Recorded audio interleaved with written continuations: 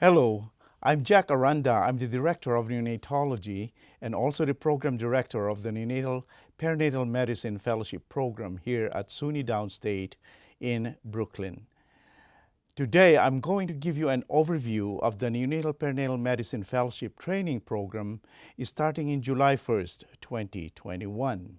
In the picture you can see here are the three sites of our training program: the State University of New York University Hospital, the Kings County Hospital Center, and Maimonides Medical Center. But firstly, I would like to thank you for considering SUNY Downstate as a part of the formation of your career in neonatology. And we thank you very much for considering us. And again, welcome to the SUNY Downstate program.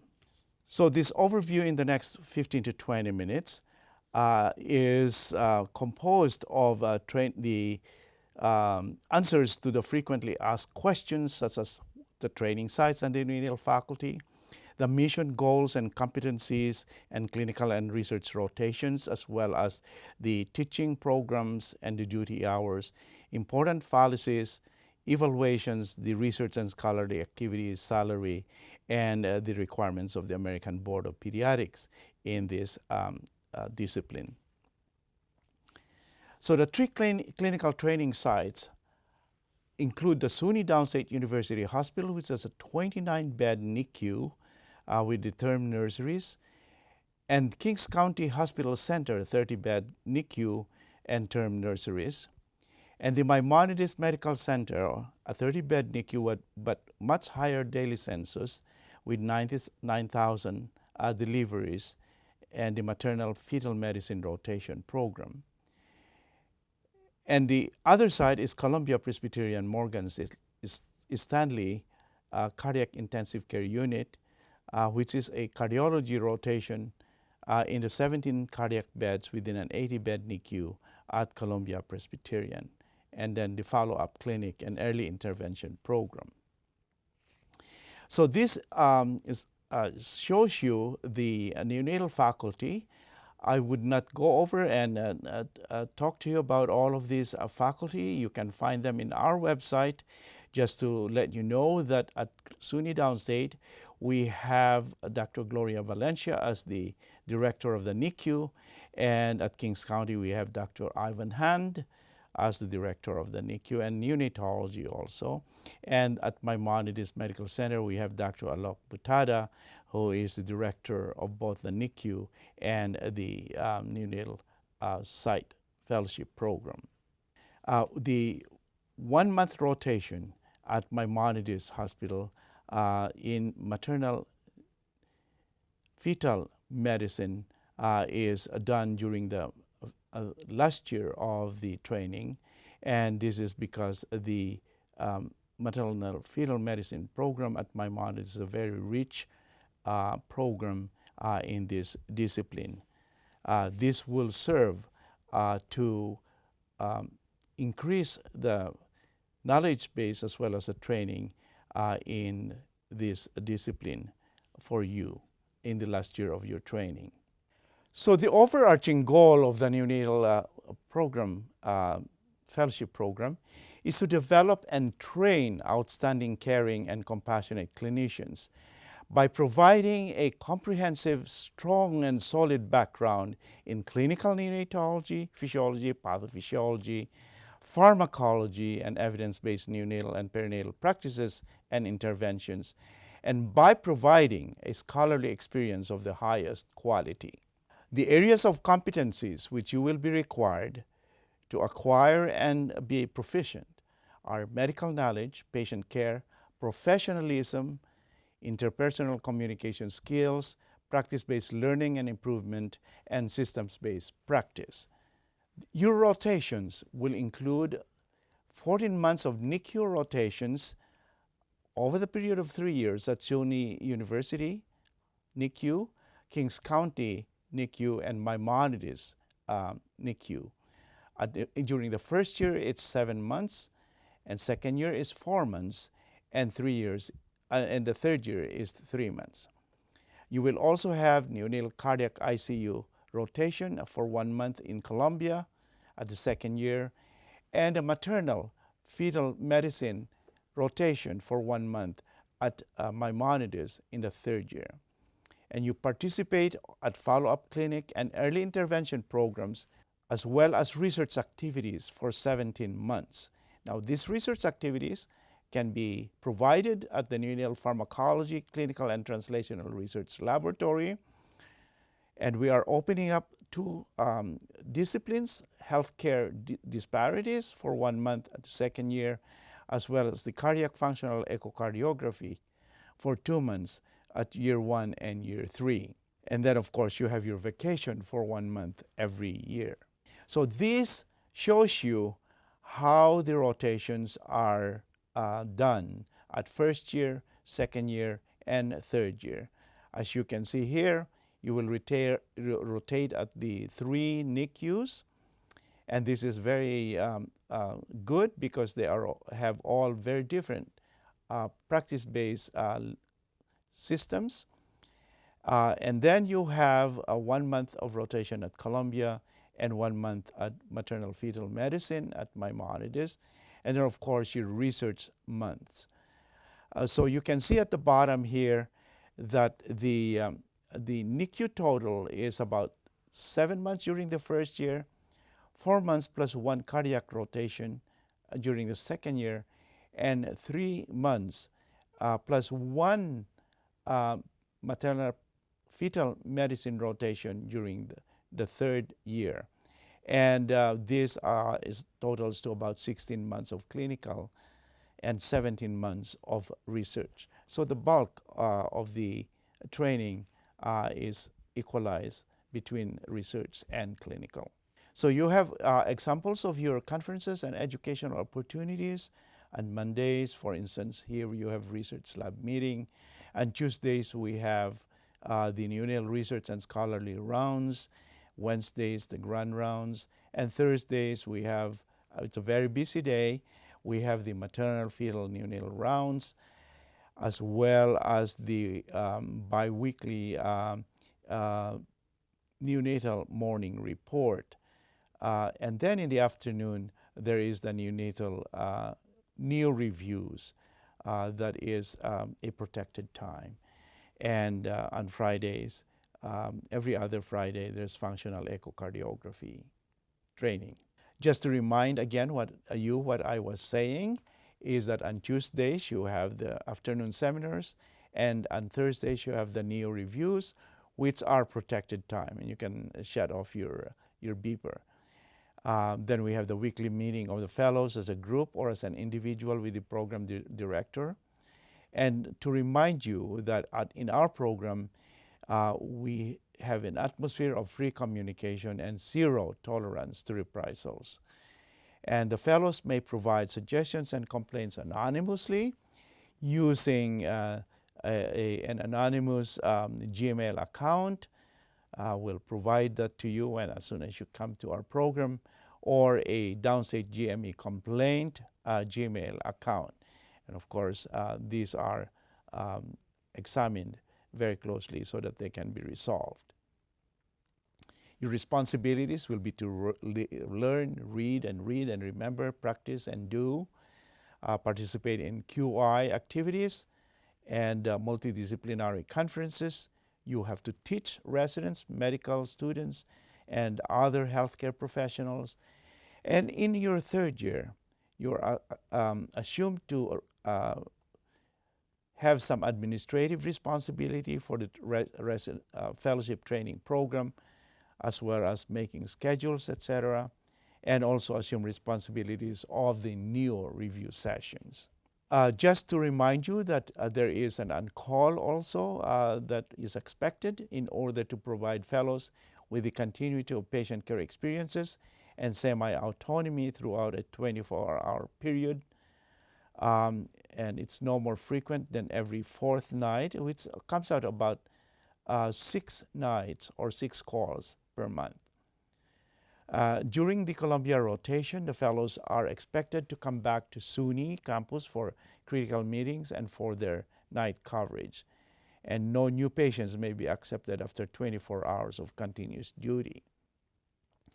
You have 1 day free of duty every week when averaged over 4 weeks, and no at-home calls. Please know that external moonlighting is prohibited in the program. And the fellows will be evaluated by written evaluations by the attendings and other healthcare professionals with its NICU rotations, research months, early intervention, and follow-up clinics. There is a composite evaluation of all healthcare providers for the NICU rotations. The program director reviews with the fellows this composite evaluation and provides counseling every 6 months.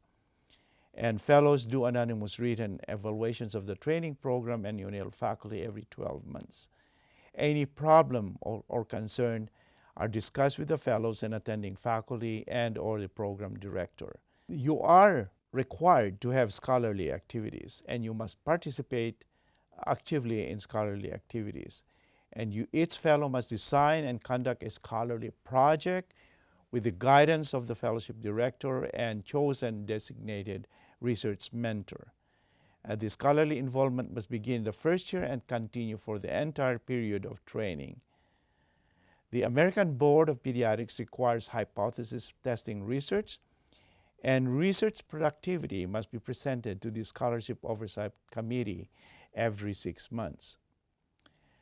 Now, the American Board of Pediatrics defines scholarly activities as involvement that must result in generation of a specific work product, which may include a peer-reviewed publication, an in-depth manuscript describing a completed project, a thesis or dissertation, an extramural grant application, or a progress report for projects of exceptional complexities, such as a multi-year clinical trial. In practice, it usually is the peer-reviewed publication that the fellows usually do. There are research facilities and resources that are available to you. As I said, the neonatal, perinatal, clinical, and translational research laboratories are located at the SUNY Downstate Medical Center, and it's directed by K.B. Harry. The Healthcare Disparities Center is available at SUNY, of course, and the School of Public Health. The clinical research is available in all 3 sites, and the research and career mentors are jointly selected by the fellows and the program director. Other selected laboratories on the SUNY campus or clinical translational research at any of the available research laboratories of interest to the fellows are also available. And we are trying to develop a program with the School of Public Health where you may even obtain or work for a Master's of Public Health degree over a period of 17 months. Here's an example of some of the research going on in our laboratory. One of them was this NIH-funded research project on molecular and clinical pharmacology of retinopathy of prematurity. Many of the tissues that were obtained in this project are banked in our freezers, minus 80-degree freezers, and they're available for further use and research questions that may arise as you are interested, according to your interest, when you come to the program. There are funding available from pharmaceuticals also, and clinical trials are also ongoing in the 3 NICUs. There are pilot funding available for pilot studies, I should say, research funding for pilot studies available from Maimonides, as well as the University Hospital and also at Kings County. And this will be discussed with you more if you wish to learn something more about these activities. The fellows are very actively publishing their projects. This is an example of a publication of one of our ex-fellows, Michelle Kwan, who completed and submitted this this publication by the second year of her fellowship training program. So there are many other publications or projects where the fellows may participate. They may not necessarily run this, but they can contribute to these research activities. And you can see here some of these examples of published papers in peer-reviewed journals. The highlighted names are fellows' names, and of course these are publications a couple of years ago, and they continue to do so, continue to publish very actively in various areas of research, particularly in the area of intermittent hypoxia and retinopathy of prematurity and neonatal pharmacology. These are examples, again, of fellow peer-reviewed work that are being reviewed by two journals at the moment, written by our graduating fellows, and they submitted these just before their graduation. The pass rate of our program is so far 100%. We're waiting for the results of the recent neonatal perinatal medicine board, so we hope that will be 100% too. Our fellows, as you can see, have various appointments, some with private practices and some with academic medical centers such as University of Maryland and NYU. There are educational support and facilities available to you, and this includes a financial support of about $1,000 annually for research meeting, presentations, or books, access to computers, audiovisuals, and other